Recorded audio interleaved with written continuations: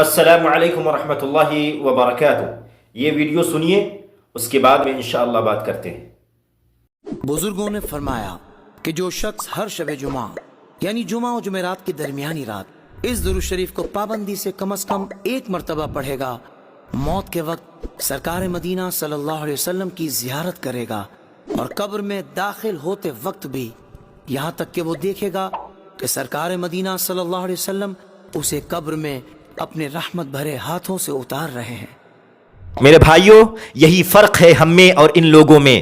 ہم قال اللہ اور قال رسول کی صدائیں بلند کرتے ہیں، یہ لوگ اپنے بزرگوں کے اقوال بلند کرتے ہیں، اپنے بزرگوں کے اقوال پیش کرتے ہیں، اللہ کے نبی صلی اللہ علیہ وسلم کی حدیثوں کو توڑ مروڑ کر اپنے بزرگوں کی طرف نسبت دیتے ہیں، جو کہ یہ جرأت مندی کا کام ہے۔ اللہ کے نبی صلی اللہ علیہ وسلم کی حدیثوں کو توڑ مروڑ کر کے پیش کرنا یہ گناہ کا کام ہے، اپنا ٹھکانہ جہنم میں بنانے کا ذریعہ ہے جو لوگ نبی کریم صلی اللہ علیہ وسلم کی حدیثوں کو توڑ مروڑ کر کے بیان کرتے ہیں۔ میرے بھائیوں، آئیے اللہ کے نبی صلی اللہ علیہ وسلم کی حدیثیں آپ کے سامنے پڑھتا ہوں۔ اللہ کے نبی صلی اللہ علیہ وسلم کا فرمان ہے، من صلی علی صلاۃ صلی اللہ علیہ بہا عشرہ، جو شخص میرے اوپر ایک مرتبہ درود بھیجے گا اللہ سبحانہ و تعالی اس کے اوپر 10 رحمتیں نازل فرمائے گا۔ دوسری حدیث کے اندر آتا ہے، ابو داؤد کی روایت ہے صحیح سند کے ساتھ، دنوں میں سب سے افضل دن جمعہ کا دن ہے، اس دن زیادہ سے زیادہ میرے اوپر درود بھیجا کرو۔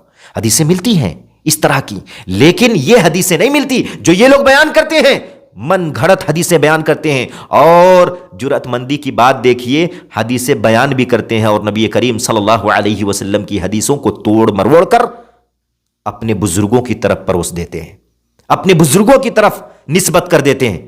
بالکل جائز نہیں ہے میرے بھائیوں۔ اللہ کے نبی صلی اللہ علیہ وسلم پر ہر لمحہ درود پڑھنا چاہیے، درود بھیجنا چاہیے، خصوصاً جمعہ کے دن اللہ کے نبی صلی اللہ علیہ وسلم پر درود بھیجنا چاہیے۔ یہ بڑی فضیلت کا کام ہے، لیکن یہ لوگ جو اپنی منمانی کر رہے ہیں انہیں اللہ سبحانہ و تعالی دیکھے گا۔